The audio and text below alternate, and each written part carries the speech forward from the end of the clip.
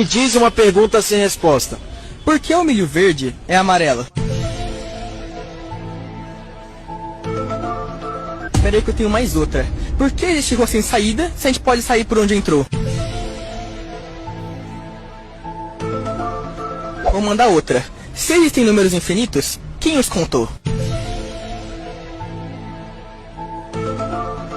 Quero ver vocês responderem essa. Se Bob Esponja é o personagem principal, por que o Patrick é a estrela?